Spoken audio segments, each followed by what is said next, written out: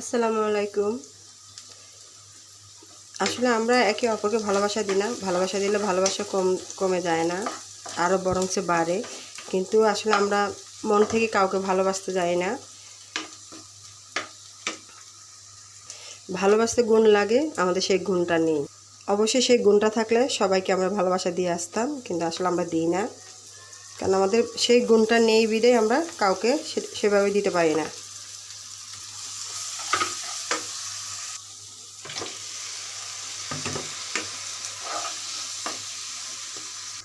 Support করবেন, বারবার বলা লাগে, আসলে আমরা করি না, কারণ আমরা ফেসবুকে যাকে দেখি তাকে করা লাগবে, কারণ আমাদের কাজটাই হচ্ছে এইটা।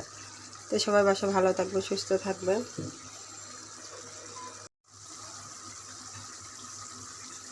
এখন আমি এটা দিয়ে দিচ্ছি।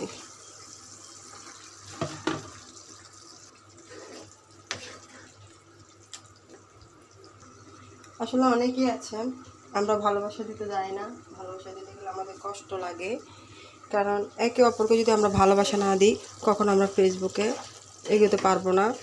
যেমন অনেক সময় দেখা যায় যে আমরা একজন সাবস্ক্রাইব করে গেছে, আমরা সময় মতো দিতে পারতেছি না, সে পরে এসে কী করে আনসাবস্ক্রাইবার করে দেয়। বাইরে সবাই তার সব 24 ঘন্টা মোবাইল নিয়ে বসে থাকে না, সবাই যার যার ব্যক্তিগত ব্যাপার, সংসারের কাজ, বাচ্চা কাচ্চা, বাইরে চাকরি করে। আপনি দিয়ে যাবেন, আপনার সময় হলে আপনাকে করে আসবে। এই জন্য একটা সামান্য জিনিস করে দিলেন, সেটা আবার আপনি আনসাবস্ক্রাইবার করে দেন, ওই একটা সাবস্ক্রাইবার দিয়ে তো আপনি টাকা পাবেন না। টাকা দেয় ফেসবুক একটা সাবস্ক্রাইবার বা একটা ফলো দিয়ে, একটা লাইক দিয়ে কখনো করা যায়? এটা সবসময় মাথায় রাখবেন। আপনি শিক্ষিত মানুষ হয়ে এরকম বোকার মতো কাজ করেন কেন, এটাই আমি বুঝি না। আমার রান্নাটা যদি আপনাদের ভালো লেগে থাকে, আমরা একে অপরকে ভালোবাসা দেব,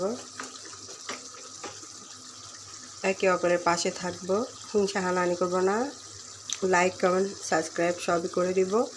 তো সবাই বাসা ভালো থাকবেন, সুস্থ থাকবেন, নিরাপদে থাকবেন। আল্লাহ হাফেজ।